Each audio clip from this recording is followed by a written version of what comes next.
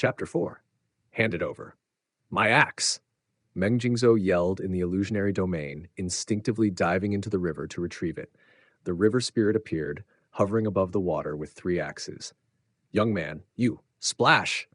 Before the river spirit could finish speaking, Meng Jingzhou had already plunged into the river, sending bubbles bigger than any the river spirit had ever produced. What on earth? The river spirit was stunned. He had never encountered anything like this. As the gurgling subsided, an unsettling silence fell over the river. The only movement was the faint ripples created by the river spirit's own aura. Why is there no movement? Don't tell me he drowned, the river spirit muttered. Not that he worried. This was an illusionary domain. Drowning was impossible. Then the river began to churn violently. Ripples surged, and the river spirit frowned. I'm controlling my power carefully. It can't be my aura. Suddenly, realization struck him. It's that lad! Golden strands of aura swirled beneath the water, rising as mist infused with immortal energy. The river seemed to pulse with life, as though an unimaginable force was stirring below. 3 jets of water exploded upward, spraying golden mist and shrouding the river spirit's view. When the mist cleared, 3 figures stood before him, all Meng Jingzhou, but each exuded a completely different aura. The river spirit shivered instinctively. Before him stood Meng Jingzhou the mortal, Meng Jingzhou the formidable cultivator, and Meng Jingzhou the immortal.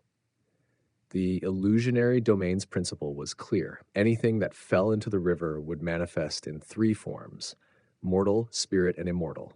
Hand it over, the 3 Meng Jingzhous said in unison, each reaching for an axe. With immortal Meng Jingzhou present, the river spirit was powerless. Immortal Meng Jingzhou claimed the heaven-splitting axe, the immortal artifact. Formidable cultivator Meng Jingzhou took the mountain-splitting axe, the spirit artifact. And mortal Meng Jingzhou, taking advantage of the chaos, deftly snatched the worn-out axe before the river spirit could react. With all 3 axes in hand, the illusionary domain dissolved, and Meng Jingzhou passed the second round. Exhausted, he collapsed, his unconsciousness a protective mechanism, just like the other successful candidates. The Dao-seeking sect members stared at Lu Yang and Meng Jingzhou in stunned silence. Honest people? Really? Yunji said nothing. If we recruit these 2 into the Dao-seeking sect, we can forget about peaceful days. Yet she silently hoped her intuition was wrong. At that moment, the real river spirit appeared, gripping a golden and silver axe, storming toward Lu Yang and Meng Jingzhou. Never in my existence as the Dao-seeking sect's guardian spirit have I endured such humiliation. Don't block me. These 2 brats must learn a lesson. I'll break their arms and legs, and then reattach them. Sect disciples hurried to restrain the raging spirit. Senior river spirit, you can't. Please, calm down. Our sect's reputation will be ruined if anything happens to the candidates. Finally, it took Dai Bufan's intervention to pacify the furious river spirit. Rest easy, river spirit. The 3rd round is personally designed by me. Those 2 will get a proper lesson, Dai Bufan assured him. The 3rd round was to be the ultimate challenge. There had been 2 proposals, one mild, suggested by Yunji, and one crueler, suggested by Dai Bufan, both designed to test one's Dao heart. The sect had originally voted for Yunji's milder version, but to appease the river spirit, Dai Bufan's version was chosen instead. Yunji had no objection. It wasn't a bad idea for these 2 to suffer a little. The 2nd round had eliminated many candidates. Tempted by the axes, several had tried to deceive the river spirit by claiming they dropped the heaven-splitting or mountain-splitting axes. Those who were eliminated grumbled about the Dao-seeking sect's rigorous trials. But the successful candidates? Silence. No complaints at all.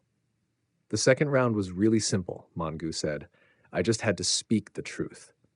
The candidates waiting for the 3rd round nodded in agreement. What? So we weren't supposed to dive into the river and snatch the axes? Meng Jingzhou exclaimed, incredulous. Lu Yang rolled his eyes. If the river spirit had been real, wouldn't you have gotten yourself killed? You should have just asked for all the axes and tossed them into the river. That counts as dropping all 3, Lu Yang explained. Meng Jingzhou's eyes widened. That's really clever. The others silently observed, questioning if their approach had been wrong. Mongu thought back to his father's warnings. The ancient barbarian tribe nearly went extinct because of arrogance. As a descendant, he resolved to remain humble and learn from others. These two, Liu Yang and Meng Jingzhou, were his role models. Just then, Yunji and Dai Bufan appeared, accompanied by other Dao-seeking sect disciples. A playful smile tugged at Dai Bufan's lips. With a flick of his hand, a mountain the size of his palm sprouted, rapidly growing hundreds of zhang high. Gasps spread through the crowd. The skill required to craft such a mystical item was rarely seen, even among top cultivators. The mountain was lush with verdant trees, as realistic as any natural peak. A long staircase wound its way to the summit. "This is the heart-seeking mountain," Dai Bufan announced. "It is a mystical creation. On this mountain, all living beings, immortals and mortals alike, are equal. Your task is to climb it. The higher you ascend, the stronger your willpower becomes. Reaching the 50th step counts as passing," he added. A question arose: won't that give Mangu an unfair advantage? At 15, he was already taller than most, with the physique of a 25-year-old. One stride could cover twice the distance of others. Dai Bufan smiled. "No worries. The heart-seeking mountain equalizes everyone's physique. Even cultivators become mortals while on it." "Is there a time limit?" someone asked. No. The crowd cheered. No time limit meant they could keep trying. Failure was no longer final. Perhaps the third round was just a formality. "Can we use magical treasures?" some asked, referring to the specially crafted clan treasures that required no spirit energy. Dai Bufan's smile widened with a hint of mischief. "Yes, you may, if you can."